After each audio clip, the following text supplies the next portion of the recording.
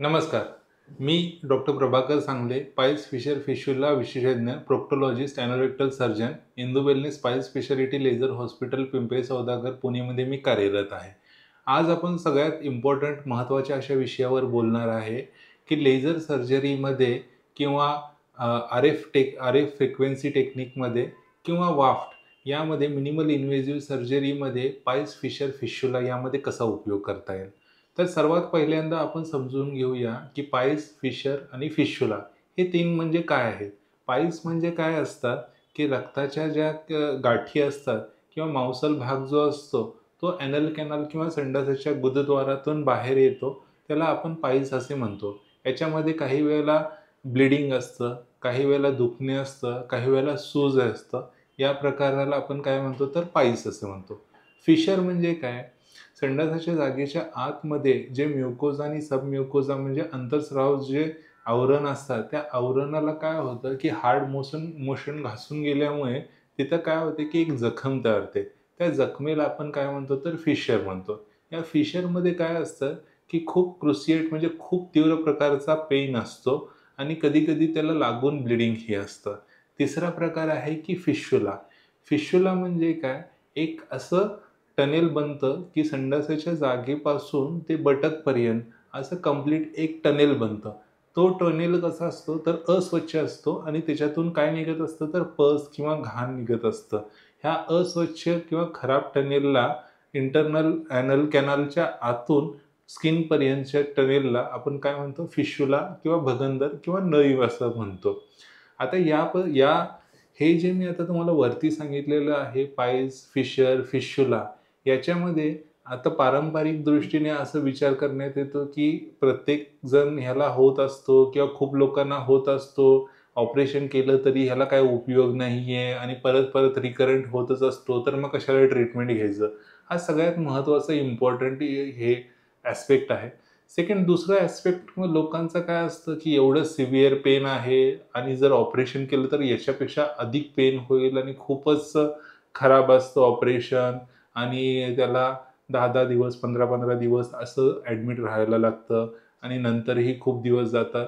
तर या सगळ्या गोष्टींना आपण किंवा मिथ्सना आपण आज छेद देऊन आज आपण एक क्लिअर कस्टर किंवा मिनिमल इन्व्हेसिव्ह सर्जरी कशी असते आणि ते कोणत्या पद्धतीने होते आणि त्याचे फायदे काय आहे याबद्दल आपण आज डिटेल डिस्कस करूया.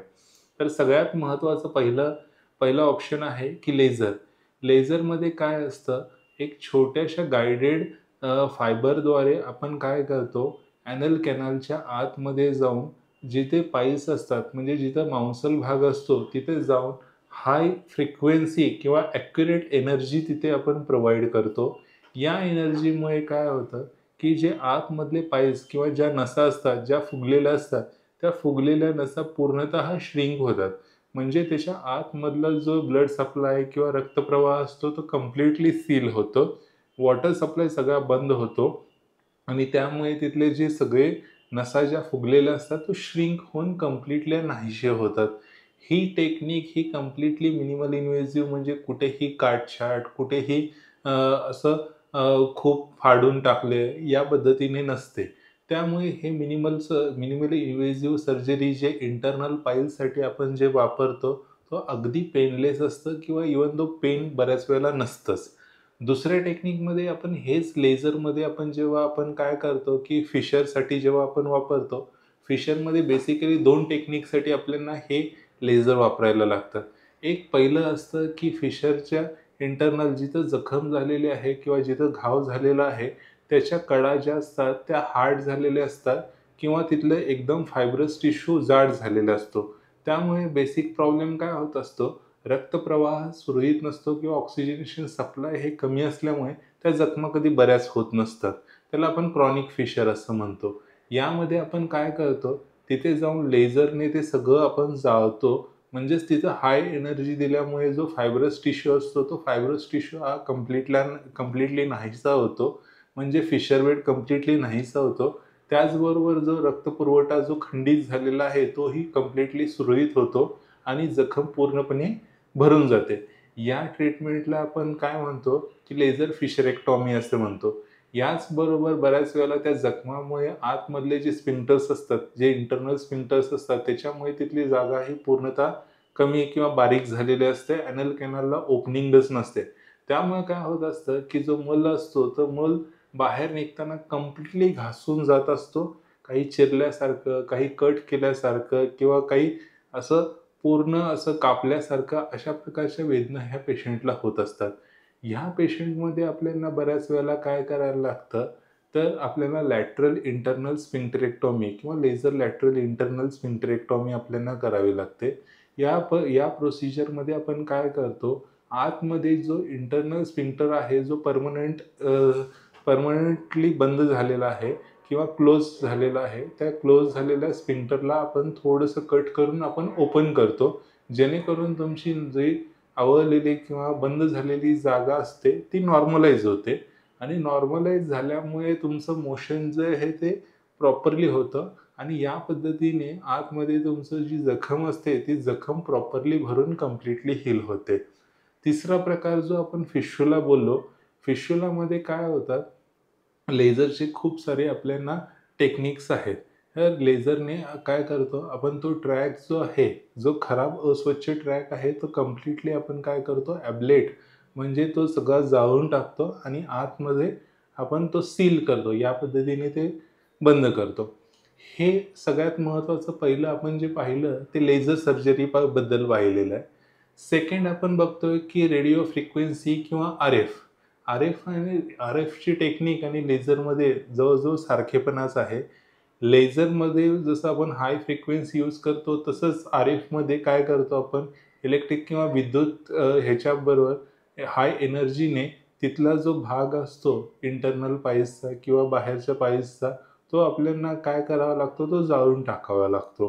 तो जाळल्यामुळे काय होतं, की आर-एफमुळे रेडिओ फ्रिक्वेन्सीमुळे तो त्या तिथला मांसल भाग हा कंप्लीटली श्रिंक होतो आणि त्याच्यामुळे जो वेसल्स किंवा जो ब्लड सप्लाय आहे, तो तिथला थांबतो.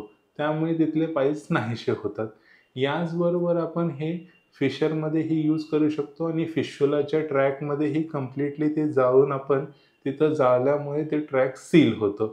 या पद्धतीने आपण रेडिओ फ्रिक्वेन्सी किंवा आर-एफचा आपण उपयोग करू शकतो. तिसरा प्रकार मी जो सांगितला वाफ्ट. वाफ्ट म्हणजे काय? Video assisted anal fistula track. ह्यासाठी आपल्याला व्हिडिओ असिस्टेड ॲनल फिशुला ट्रॅकमध्ये कशासाठी वापरतात बेसिकली?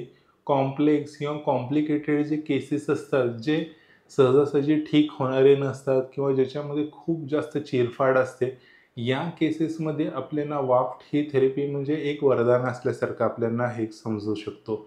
वाफ्ट ही प्रोसिजर बेसिकली आपण कसं करतो, एक्सटर्नल ओपनिंग सर्वात पहिल्यांदा आपल्याला आयडेंटिफाय करावं लागतं फिशुला ट्रॅकचं. त्याच्यातून आपण काय करतो, मिथिलीन ब्ल्यू नावाचा डाय आपण इंजेक्ट करतो. मिथिलीन ब्ल्यू डाय इंजेक्ट केल्यानंतर आपण आतमध्ये इंटर्नल ओपनिंग फाइंड्स करतो. इंटर्नल ओपनिंग शोधल्यानंतर आपण काय करतो, तिथून एक गाइडेड वायर किंवा पास करतो आणि त्याच्यातून आपण काय करतो, की आपला जो छोटासा कॅमेरा जो असतो, तो पूर्ण आतपर्यंत आपण जाऊन सगळा ट्रॅक कंप्लीटली पाहतो. हा ट्रॅक पाहिल्यानंतर काय करतो, सुरुवातीला 3 आपण याच्यामध्ये बेसिकली हे ऑपरेशन करतो. पहिलं स्टेप असतं, की तिथे जेवढं काही घाण आहे किंवा खराब आहे किंवा डिब्राइड मटेरियल आहे, ते सगळं खराब मटेरियल आपण बाहेर काढणे. पहिलं आपण ते मटेरियल सगळं घाण बाहेर काढल्यानंतर ते त्वचा पूर्ण स्वच्छ होते. नॉर्मल त्वचा सगळी स्वच्छ झाल्यानंतर मग आपण काय करतो, ते त्वचा सगळी पूर्ण इंटर्नल ओपनिंगपासून एक्सटर्नल ओपनिंगपर्यंत पूर्ण आपण जाळतो लेझरच्या सहाय्याने कंप्लीटली आणि तिसऱ्या स्टेपमध्ये काय करतो, लायगेशन म्हणजे इंटर्नल ओपनिंग जिथं असतं, ते इंटर्नल ओपनिंग आपण सील करतो. इंटर्नल ओपनिंग सील केल्यामुळे मग ते कंप्लीटली बंद होतो. या पद्धतीने आपण काय करतो, की कॉम्प्लिकेटेड किंवा ॲडव्हान्स खूप जास्त खराब केसेस असतात किंवा खूप जास्त ज्यांना आजार असतो किंवा मल्टिपल ट्रॅक्स असतात किंवा ते ट्रॅक्स बऱ्याच वेळेला वरच्या मध्ये किंवा लघवीच्या गोटीच्या तिथपर्यंत गेलेलं आहे. या ट्रॅकमध्ये ही टेक्निक वापरल्यामुळे आपल्याला आतमध्ये जेवढे काही स्फिंक्टर्स मसल्स आहेत किंवा ग्लुटियल मसल्स आहेत किंवा एक्सटर्नल स्फिंक्टर्स आहेत, या सगळ्या स्फिंक्टर्सना आपल्याला वाचवू शकतो किंवा स्फिंक्टर सेव्हिंग अप्रोच असं आपण म्हणू शकतो. याच्यामुळे संडासावर जाणारा जो नियंत्रण किंवा कंट्रोल आहे तो जात नाही. मसल्स किंवा स्फिंक्टर्स जे आहेत, जे डॅमेज व्हायचे आहे ते डॅमेज न झाल्यामुळे तिथलं रिकव्हरी जी असते ते रिकव्हरी फास्ट असते आणि प्रॉपरली ट्रॅक क्लीन केल्यामुळे ह्याच्यामध्ये रिकरन्सचे चान्सेस ही अगदी लेस असतात. आणि मोस्ट इम्पॉर्टंट सगळ्यात महत्त्वाचं म्हणजे आज आपल्याला प्रत्येकाला घाई-गडबड आहे आणि घाई-गडबडीमध्ये आपण प्रत्येकजण काय विचार करतो, किती लवकर माझा आजार बरा होईल आणि किती लवकर मी माझ्या ऑफिसमध्ये किंवा बाकी सगळ्या ठिकाणी जॉइन करू शकेन. तर हे जे जॉइनिंगचं जो प्रोसेस आहे, ह्याच्यामध्ये रिकव्हरी पिरियड खूपच शॉर्ट होतो. मिनिमल ॲटलीस्ट महिना 2 महिने जो इतर कॉम्प्लिकेटेड सर्जरीला जो ठीक होण्यासाठी लागणारा जो कालावधी असतो, तेवढा आपला सिग्निफिकंट अमाउंटमध्ये याच्यामध्ये कमी होतो. त्यामुळे वाफ्ट एक ॲडव्हान्स टेक्निक आहे आणि याच्यामध्ये खूप सारे फायदे आहेत आणि डेफिनेटली कॉम्प्लिकेटेड फिस्च्युलासाठी आपण वापरल्याने याचा खूप मोठ्या प्रमाणामध्ये आपल्याला फायदा होतो. तर या पद्धतीने आज आपण तिन्ही जे ॲडव्हान्स टेक्निक आहे ते आपण तिन्ही ॲडव्हान्स टेक्निक पाहिले आहे. सगळ्यात पहिल्यांदा पाहिलं आपण लेझर, दुसरं आपण पाहिलं RF ॲब्लेशन किंवा RF किंवा रेडिओ फ्रिक्वेन्सी, तिसरं आपण पाहिलं वाफ्ट. ह्या तिन्ही मेथड्सचा उपयोग नक्की करून तुम्हाला जर या पद्धतीचे कोणत्याही प्रकारच्या जर समस्या असतील, तर यामध्ये वापरून तुम्ही लवकरात लवकर बरे होऊ शकता. यासारख्या अशा अन्य काही आजार किंवा अन्य काही ह्याच्यासाठी तुम्ही तुमच्या जवळच्या डॉक्टरना किंवा पाईल्स फिशर फिश्युला किंवा प्रोक्टोलॉजिस्टला जाऊन भेटा.